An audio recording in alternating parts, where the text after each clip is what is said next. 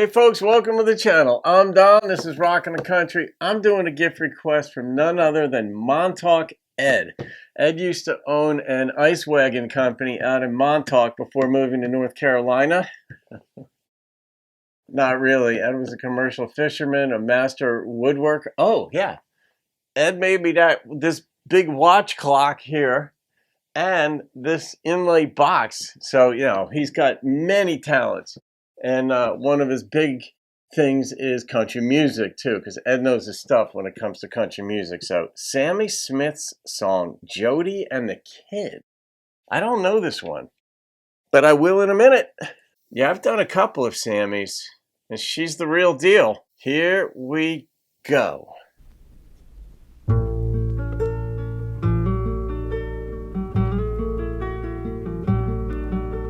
So pretty. Sounds analog. She would meet him in the morning on his way down to the river, waiting patient by the chinaberry tree, with her feet already dusty from the pathway to the levee, and her little blue jeans rolled up to her knees. He'd pay her no attention as she tagged along beside him, trying hard to copy everything he did. But I'd often see him smiling when he'd hear somebody saying, "Looky yonder, there goes Jody and the kid."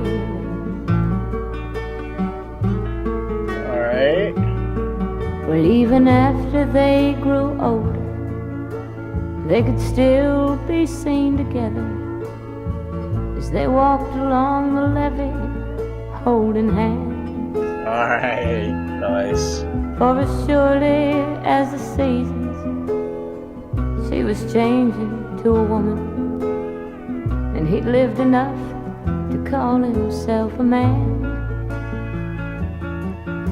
And I'd often watch them walking in the coolness of the evening, till the morning sun was shining on my bed. And sometimes when she was sleeping, I'd smile when I'd remember how we used to call him Jody and the Kid.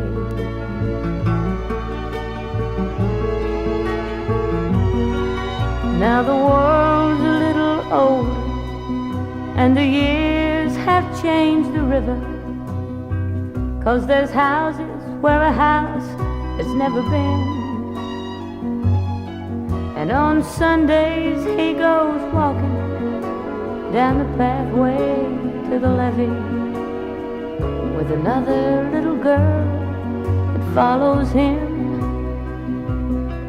And it makes the old folks smile to see her tag along beside him, doing little things the way her mama did. Yeah. But I know that he gets lonesome when he hears somebody saying, "Looky yonder, there goes Jody and the Kid. Looky yonder, there goes Jody and the Kid." Why does he get lonesome? I missed something.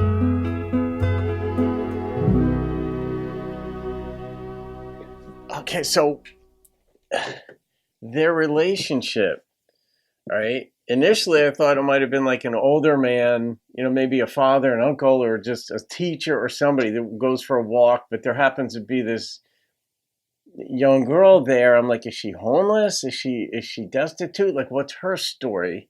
And he would ignore her. But that's not where the story went. The story went, as I understood it, was that they were kids, both kids. And then they both grew up. She became a woman. I like the way they worded it, that where he was old enough to, like, he lived long enough to consider himself a man or something like that. So it sounded like they were growing older together. society moved along as well, because then like growth happened, so there were houses where there were none, where they used to go for a walk. But what I didn't get was, okay, so the woman was reflecting, maybe it was her reflections of when she was younger, and he was having the same reflections as well, because I get the sense that they wound up together without them saying it.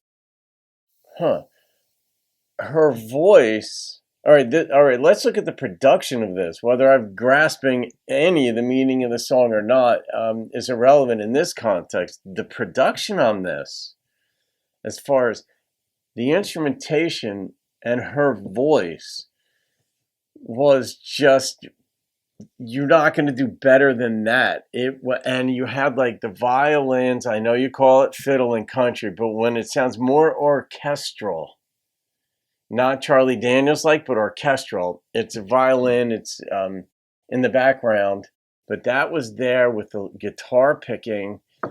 It was ever so gentle, but man, I could see. We all have mind pictures in our head that we would draw upon about being down by a river, because we've all been down by a river at some point in our life, and that image will pop up like, oh, and you could picture where, or did you have to walk under a bridge to get to the river? And I could picture them walking, and then they got older. I could kind of picture that. Then did they move into one of those houses together? Like, is that the implication there? Her voice, though, is gorgeous. Like, I a lot of times when I hear a song like this, it could be Joni Mitchell, Mary Chapin Carpenter, somebody like that, Janice Ian, where I would not have enjoyed it at all when I was younger. Because, when you're younger in single digits and then a teenager, you tend to like more of the contemporary, up-tempo, fun stuff. I was into rock, and I never would have listened to this. I would have begged my parents to turn this song off if they would have had it on. But now I get older, and I appreciate the heck out of these types of songs, because you learn about art and artistry the longer you live. And this is just art. To take a theme, and it's like, and I envision too, because I've written a couple of hundred songs, like lyrics to songs. And it's like, you can't, and I've written screenplays too, none that I've sold, but the lyrics on a page don't look like anything when you write them down. It isn't until you hear someone singing it and inflecting it, or an actor saying your lines, let's say, on a sitcom or a movie or something, where it brings them to life. And she brought this to life in a certain way where you could just feel the poignancy of it. So, all right, and her voice is gorgeous too. All right, Ed, of course I was off and running. And I am in no danger of the Montauk Ed Ice Wagon Company pouring ice down my shirt, because the number that popped into my head was a 9.2. So that's what I'm going with. Montauk Ed Ice Wagon and Woodworking Company. There you go. All right, guys. This is going to have a long shelf life, my friend Ed. All right, guys, have a great day. I'll see you on another video. Keep rocking the country.